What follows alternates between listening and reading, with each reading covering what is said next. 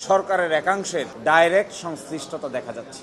সেই উদ্যোগটাকে রাজনৈতিক মতকের বাইরে নিয়ে এসে আদালতের সাবজেক্ট ম্যাটার বানানো হলো।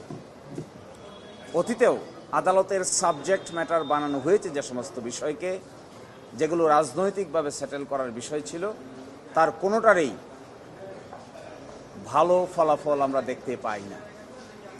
30টি বিষয়ে যেখানে বিএনপি সহ সকল রাজনৈতিক দল একমত হলো, সেই 30টি বিষয়কেও রুলের অধীনে কার ইনস্ট্রাকশনে আনা হলো এটি আমরা এখনো পর্যন্ত বোধগম্য নই।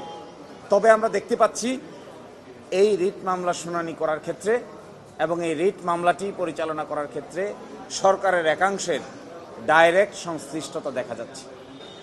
ফলে আমরা ধরে নিতে পারি যে সরকার এই সংস্কার প্রস্তাবকে পার্লামেন্টকে বাইপাস করে কোর্টের মাধ্যমে সেটেল করে এক ধরনের স্থিতাবস্থা বা এক ধরনের সুবিধা নেয়ার জন্য চেষ্টা করছেন।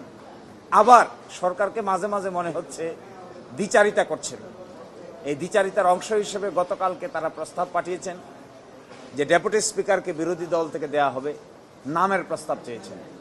অথচ ডেপুটি স্পিকারের এই বিরোধী দল থেকে দেয়া হবে এটা একমত পোষণ করা হয়েছিল যে 30টি প্রস্তাবের মধ্যে এটাকেও আজকে রুলের অংশ করা হয়েছে। একদিকে বলছেন ডেপুটি স্পিকার দেয়া হবে, নাম দেন, আরেকদিকে নিজস্ব ইনস্ট্রাকশনে ইনডাইরেক্ট রিট পিটিশন দায়ের করে সংস্কার প্রস্তাবকে আদালতের সাবজেক্ট ম্যাটার বানাচ্ছেন। এটার নাম হলো দ্বিচারিতা। আমরা মনে করি এই যে একটি কাজ করানো হলো, এর মাধ্যমে নিজের পায়ে নিজেই কোড়াল মারার চেষ্টা করছে একটি রাজনৈতিক দল।